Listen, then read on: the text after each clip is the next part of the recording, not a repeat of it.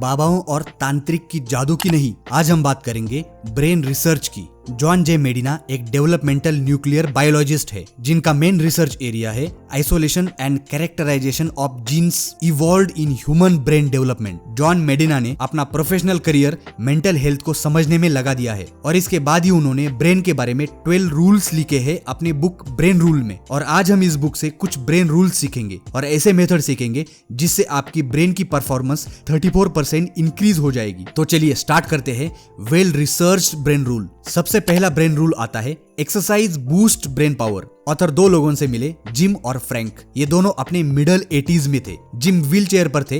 वे कभी कभी बिना बात के रोने लगते, दीवारों को घूरते रहते और बहुत दुखी थे। इनफैक्ट वे अपने मरने का ही इंतजार कर रहे थे। तो वही फ्रैंक जिम के अपोजिट थे।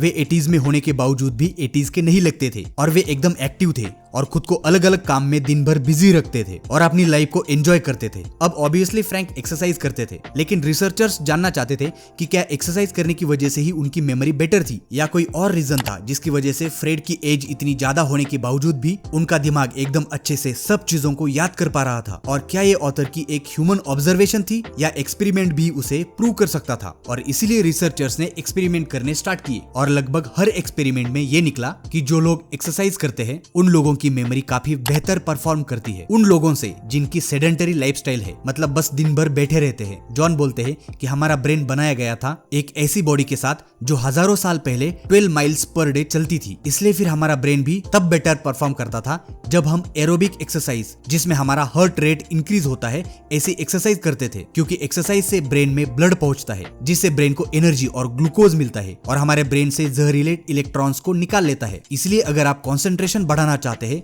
और कोई भी पढ़ी हुई चीज को अच्छे से याद करना चाहते हैं तो आपको कोई भी एरोबिक एक्सरसाइज करनी चाहिए जिससे आपकी हार्ट रेट इंक्रीज हो और आपको पसीना आए। ब्रेन रूल नंबर 2 है the human brains evolved too. ये ब्रेन रूल कहता है हम ह्यूमंस को करोड़ों साल लगे ऐसा अमेजिंग ब्रेन पाने में। सबसे पहले हमारे पास एक लिजर्ड ब्रेन था, यानी कि छिपकली वाला दिमाग था जो हमारी बॉडी के बेसिक फंक्शन को चलाने में यूज होता था, जैसे ब्रीदिंग, हार्ट रेट मेंटेन रखना, सोना और जागना। और ये ब्रेन कोई कॉम्प्लेक्स काम नहीं कर सकता था। लेकिन फिर उसमें कुछ करोड़ों साल बाद ऐड हुआ एमेगला, जिसकी वजह से हमें कैट ब्रेन मिला, जिससे हम नई चीजों के लिए कैपेबल हो गए। हम शिकार को देखकर मार सकते थे, कुछ डर का एहसास होते ही जान बचाकर भाग सकते थे और रिप्रोडक्शन भी कर सकते थे। और फाइनली बहुत सालों बाद इसमें ऐड हुआ कॉर्टेक्स, जो कि ब्रेन के इंटरनल पार्ट्स के साथ डीप कम्युनिकेशन कर सकता था और इसकी वजह से हमें बोलने की स्किल्स, मेमोरी और प्रोसेसिंग पावर मिली। और ये सब इंप्रूवमेंट तब हुई जब इंसान सवाना में आए और जब हमने 4 टांगों की बजाय 2 टांगों पर चलना सीखा, जिसकी वजह से हमें चलने और दूसरे काम में कम एनर्जी की जरूरत पड़ती थी और वह सारी एनर्जी हम ब्रेन को डेवलप करने में यूज करते थे, जिसकी बदौलत ही हमें अमेजिंग और कॉम्प्लेक्स ब्रेन मिला जो आज हमारे पास है। ब्रेन रूल नंबर 3 है every brain is different. Michael Jordan world के बेस्ट बास्केटबॉल प्लेयर रहे हैं। उन्होंने 1994 में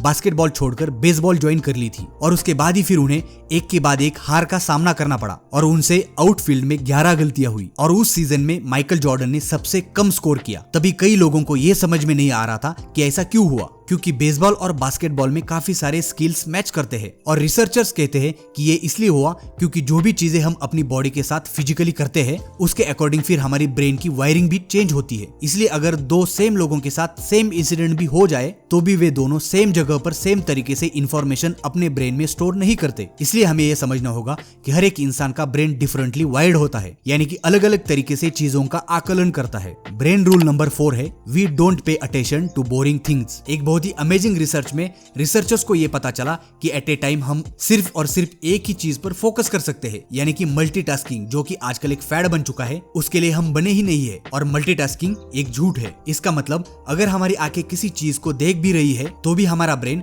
उस देखी हुई चीज में से मैक्सिमम चीजें डिलीट कर देता है ताकि हमारा ब्रेन एक ही चीज पर फोकस कर सके। और इसका बेस्ट एग्जांपल है, आप जब भी कार से या बाइक से एक जगह से दूसरी जगह पर कुछ किलोमीटर दूर जा रहे होते हैं तो आप रास्ते में बहुत सारी चीजें देखते हैं, अलग अलग गाड़ियां, अलग अलग कलर्स की बिल्डिंग्स देखते हैं, लोग देखते हैं। लेकिन अगर बाद में आप रिमाइंड करेंगे तो क्या आप उनमें से सभी गाड़ियां और जो भी चीजें आपने देखी है वे सब याद कर सकते हैं? नहीं। और ये इसलिए होता है ताकि हम जगह के नाम, साइन बोर्ड्स, ट्रैफिक सिग्नल्स को अच्छे से समझ पाए और उसके अकॉर्डिंग डिसीजंस ले पाए। इसलिए आपको याद रखना होगा कि हमारा ब्रेन कुछ चीजों को अच्छे से समझने के लिए बाकी अनइम्पोर्टेंट चीजों को अपने आप से ही डिलीट कर देता है। और रिसर्चर्स कहते हैं कि अगर हमें किसी भी चीज पर अटेंशन रखनी रखनी है तो हमें उस चीज में इमोशनली एंगेज होना पड़ेगा, तभी हम उस चीज को लंबे समय तक याद रख सकते हैं। ब्रेन रूल नंबर 5 है रिपीट टू रिमेम्बर। अगर आपको मेमोरी की प्रॉब्लम है तो इस ब्रेन रूल के तहत आप अपनी मेमोरी स्किल को इंप्रूव कर सकते हैं। अगर आप अपने कोई भी इंपॉर्टेंट इंफॉर्मेशन को